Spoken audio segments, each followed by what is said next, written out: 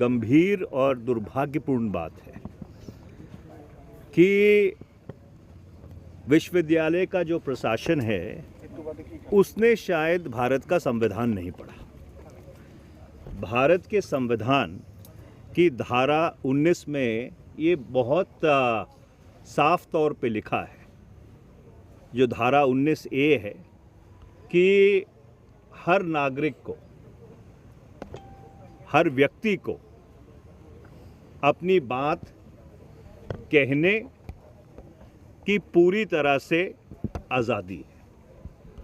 धारा 19B में ये लिखा है कि भारत के सारे नागरिक, भारत में बसने वाले लोग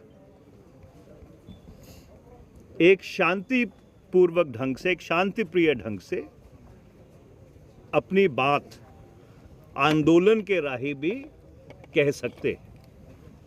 और धारा 19C में ये लिखा है कि आपको एसोसिएशन, ट्रेड यूनियन बनाने का पूरा अधिकार है।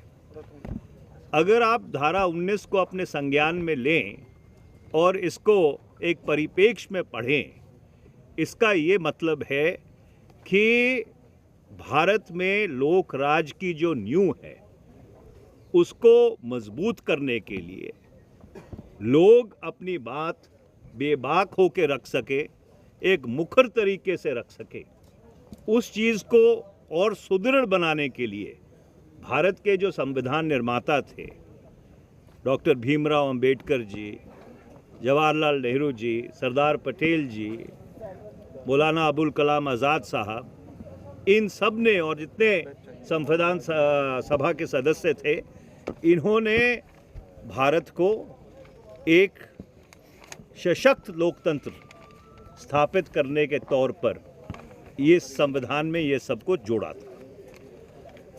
जब विश्वविद्यालय का प्रशासन इस तरह के सर्कुलर निकालता है तो ऐसा लगता है कि जैसे ये अंग्रेजी साम्राज्यवाद को वापस लाना चाहते हैं। मैं भारत का नागरिक होने के नाते, चंडीगढ़ का सांसद होने के नाते, हमारे अध्यक्ष जी सरदार हरमोहिंदर सिंह लक्की जी और हमारे सारे जो कार्यकर्ता हैं उनको साथ लेकर इस सर्कुलर का पूरी तरह से विरोध करते हैं। देखिए, हिंदी में कहावत है, एक करेला ऊपर से नीम चढ़ा। पिछले अक्टूबर 2024 में मैं जो भूतपूर्व उपराष्ट्रपति थे जगदीप धनखड़ जी, मैं उनसे मिलने गया था ये आग्रह करने के लिए कि विश्वविद्यालय के सेनेट के चुनाव नहीं हो रहे तो बहुत ही शीघ्र तरीके से, क्योंकि तब तक चुनाव 9 महीने से लंबित हो चुके थे, जनवरी 2024 में इलेक्टोरल रोल बनने की प्रक्रिया शुरू होनी थी, तो मैं उनसे आग्रह करने गया था कि इस कार्रवाई को जल्द से जल्द क्रियान्वित किया जाए। उन्होंने मुझे कहा कि जो पंजाब रीऑर्गेनाइजेशन एक्ट है उसके तहत वो जो सेनेट और सिंडिकेट का कैरेक्टर है उस कैरेक्टर को बदलना चाहते हैं। मैंने उस समय भी उनको कहा कि ये पूरी तरह से अवैध होगा। मैं कहा, आप खुद वरिष्ठ वकील हैं, उच्चतम न्यायालय में, उच्च न्यायालयों में आप वकालत करते रहे हैं। पंजाब यूनिवर्सिटी का एक अलग एक्ट है 1947 में जो बना था भारत के बंटवारे के बाद, जिसको पंजाबी च उजाड़ा कहते ने।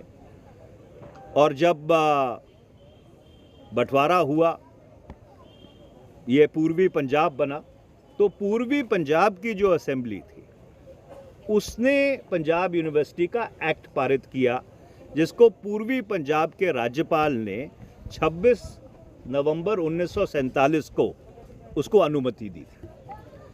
तो वो जो पूर्वी पंजाब की विधानसभा थी उसकी सक्सेसर विधानसभा जो महापंजाब बना या संयुक्त पंजाब बना वो थी। और उसके बाद जब पंजाब का ट्राइफर्केशन हुआ, कुछ हरियाणा अलग राज्य बना, कुछ हिस्सा हिमाचल प्रदेश में चला गया, उसके बाद उसकी जो सक्सेसर विधानसभा है वो पंजाब की विधानसभा है। तो पंजाब यूनिवर्सिटी एक्ट में किसी भी तरह का संशोधन सिर्फ पंजाब की विधानसभा कर सकती है। जो धारा 72 है पंजाब रीऑर्गेनाइजेशन एक्ट की, उसको कानून में कहा जाता है कॉन्सिक्वेंशियल प्रोविजंस है कि जब रीऑर्गेनाइजेशन हो रही थी स्टेट्स की, पंजाब की, तो अगर उसमें कोई तकलीफ आए क्योंकि एसेट्स का बंटवारा हो रहा था, तो उस परिस्थिति से निपटने के लिए एज एन एक्सीजेंसी प्रोविजन या कॉन्टिजेंसी प्रोविजन जिसको अंग्रेजी में कहते हैं, इस धारा को उस कानून में रखा गया था।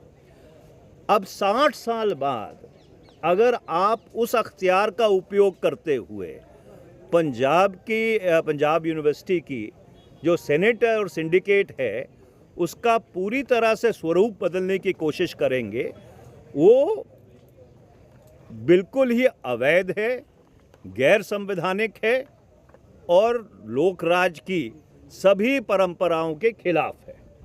और इसलिए कल भी मैंने इस चीज़ का विरोध किया है और बाकी साथियों से सलाह विमर्श करके हम ये भी कोशिश करेंगे, लोकसभा में तो उठाएंगे ही, ये भी कोशिश करेंगे कि कानूनी तौर से इसको चुनौती दी जाए। ये पूरी तरह से गलत है।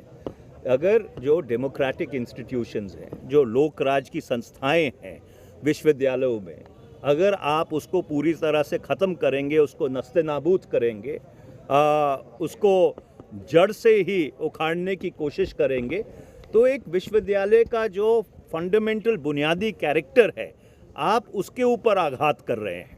आप अगर स्टूडेंट सेंटर गए हों कभी, वहाँ पे जवाहरलाल नेहरू जी का एक कोट लगा है कि university stands for humanism, it stands for tolerance, it stands for the advancement of ideas.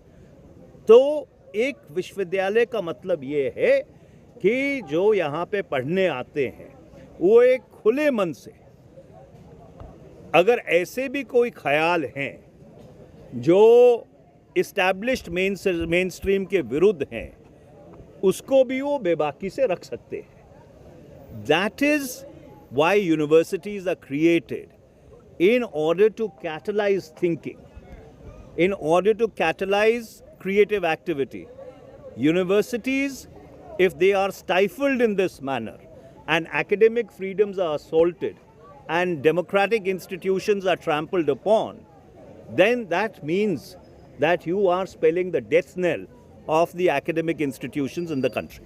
ऐसा है कि मैं तो जम्मिया ही इत्थे सेगा, मैं तो पंजाब यूनिवर्सिटी कैंपस E19 पैदा होया सीगा। मैं अपने 5 साल पहला जिंदगी दे इत्थे W3 कट्टे ने। मेरे फादर इत्थे प्रोफैसर सीगे जब तक उन्हों की शहादत नहीं होगी 1984। तो मेरा बहुत एक पुराना इमोशनल बॉन्ड रहा है इस यूनिवर्सिटी नाल। और ये गल बिल्कुल सही है, पंजाब विश्वविद्यालय का एक बहुत पुराना विरसा है। 1880 ये यूनिवर्सिटी बनी सीगी और इसलिए ये यूनिवर्सिटी या ये विश्वविद्यालय पंजाब का जिहड़ा बेसिक ईथोस है उहदे नाल बहुत नेड़े तो जुड़ी हुई है और बगैर किसी नाल गल करे मैनू नहीं लगता कि पंजाब किस नाल गल कीती है। मेरे नाल तां किसी ने कोई सलाह नहीं कीती सी। वो तो जदों मैं भूतपूर्व उप राष्ट्रपति नूं मिलण गया सीगा अपने वल्लों, तो उन्होंने जदों ये गल कही तो मैं उन्होंने एक गल समझाई सी कि बिल्कुल पूरी तरह नाल अवैध है, इलीगल है, अनकॉन्स्टिट्यूशनल है। और 1 साल बाद वही होया जो गल उन्होंने मैनू पिछले अक्तूबर 2024 कही सी। तो इसलिए ये तो संघीय ढांचे के उपर प्रहार है। It's an assault on the federal structure and this must be combated resolutely. देखो इदा है, सिर्फ कांग्रेस ही नहीं, ये पंजाब यूनिवर्सिटी दी होंद का सवाल है। मैं सारे राजनीतिक दलों नूं ये अपील करना चाहुंदा है ਕਿ ਦਲਗਤ ਸਿਆਸਤ ਤੋਂ ਉੱਪਰ ਉੱਠ ਕੇ ਇਸ ਯੂਨੀਵਰਸਿਟੀ ਦੀ ਹੋਂਦ ਨੂੰ ਬਚਾਉਣ ਵਾਸਤੇ ਇੱਕ ਮੁੱਠ ਹੋ ਕੇ ਲੜਾਈ ਲੜਨ ਦੀ ਲੋੜ